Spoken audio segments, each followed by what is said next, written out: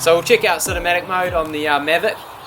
You can change the settings and the sensitivity. I'll have a look at that also. So what you need to do is go into the intelligent flight modes on the left there. Brings up all the different modes, and then you go to cinematic.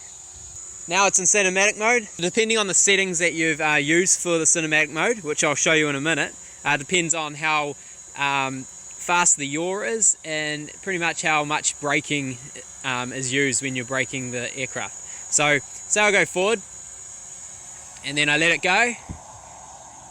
It takes a little bit of time to brake with these settings. So I come back and it takes a lot longer to brake than if I didn't have cinematic mode on. So this is for forward, backwards, left and right, okay? So you have to be careful where you're flying, and remember that it's going to take a lot longer to brake. It's a lot longer distance to brake, rather than if you're not in cinematic mode, it's going to stop, the aircraft will stop real fast. When you're in cinematic mode, the aircraft will take a little bit of time to stop. And saying that, this completely depends on the settings that you have for cinematic mode. I'm just going to go into the settings up here, the MC settings and advanced settings, and then at the very bottom you'll have cinematic. Okay, so this is the cinematic mode gain and your sensitivity in cinematic mode. So at the moment it's at 10 and 50. At this end of the slider, the aircraft's going to take a lot longer to brake, and say when you're doing a yaw, it's a lot smoother, okay? When you slide it to the other end of the scale, so I'm just going to go to say 84, and let's go about halfway. Now I'll do a little bit of a yaw, and it's a lot faster, okay? So it's not so smooth. And when I go forward and backwards, it's not so smooth, okay? So it shortens the distance the aircraft has to brake, okay?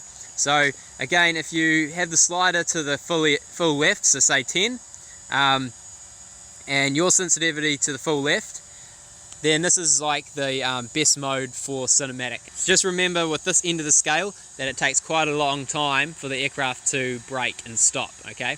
So you've got to really think of where you're flying, and it's not like when you're flying without cinematic mode, and if you let go of the controls, it will just stop automatically. It should brake pretty fast, okay? Hardly any distance.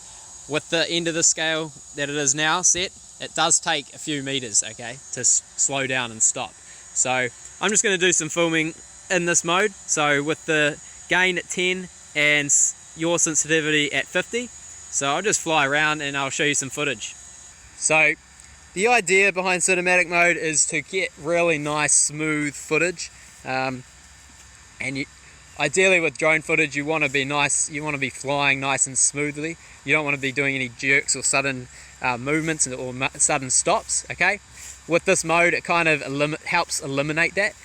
So if you're a pretty experienced drone flyer, you can do this without having cinematic mode, just by flying, you know, as you would. But if you're more of a beginner, this does help. You might be able to control it as nice and smooth as you would without cinematic mode. So if you're in normal mode, okay? So with bird's eye view, we should be able to see the braking distance full forward and let the stick go. See how long that takes to stop? I'll show you now. We're at the other settings. So I'll go to the other opposite. So I'll go about 100, okay? I'll do the same. So I'm going to go full back and let the sticks go. And see how it comes to a stop a lot sooner, okay? So I'm just going to chuck the gain back to about 10, okay?